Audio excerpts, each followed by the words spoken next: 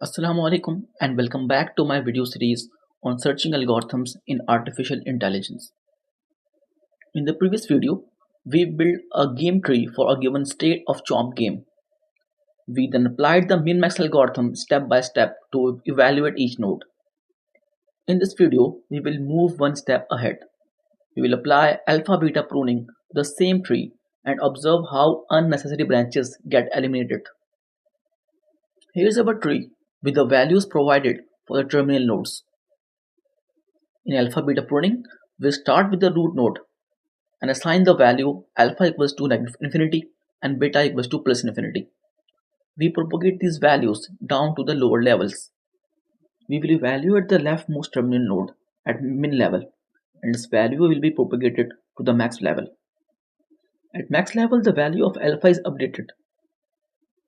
In our case, -1 is greater than negative infinity, so the alpha's value will be updated to -1. Now we will update the value of beta at the min level. -1 is less than plus infinity, so the value of beta will be -1. The pruning condition has not met, so we will explore the next terminal node. After exploring it, the value of the parent node remains the same. Now we propagate this to the max level. At max level, the value of alpha will be changed. As -1 is greater than negative infinity, the alpha's value will be updated. In the next step, the same alpha and beta values will be propagated to the descendant nodes. As +1 is greater than plus infinity, the value of beta will be updated to +1 and the node value will be changed to +1. Now this value will be propagated to its parent, which is at max level. The current alpha is already +1, so no change will occur. The pruning condition has not met, so we will explore the other child. No change will occur at this node. Now we will update the value of beta at the min node. As +1 is less than plus infinity, the value of beta will be updated to +1. The pruning condition has not met, and the alpha and beta values will be propagated to the descendant nodes. We will evaluate the terminal node, and its value will be propagated to the min level. There will be no change in the values of alpha and beta.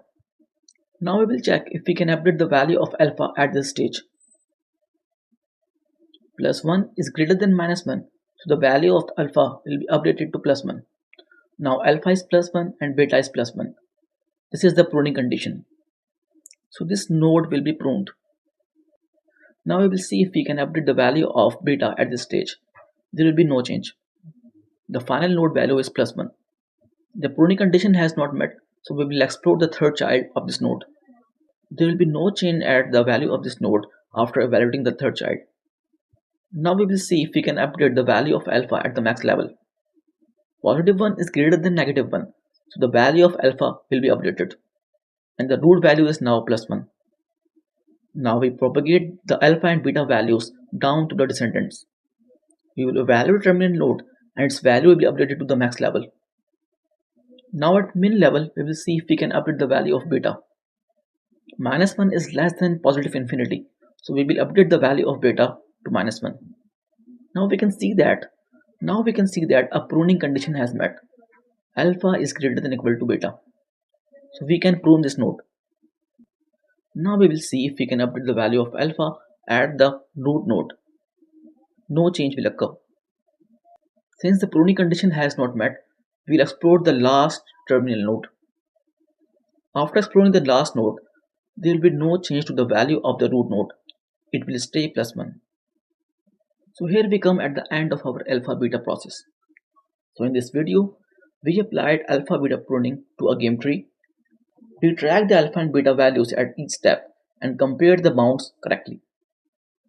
As a result, 2 nodes were pruned without affecting the final decision. This shows that how alpha beta pruning reduces the computation while preserving the optimal play. If you found this video helpful, please like, share, and subscribe to the channel for more videos on data science and AI. See you in the next video.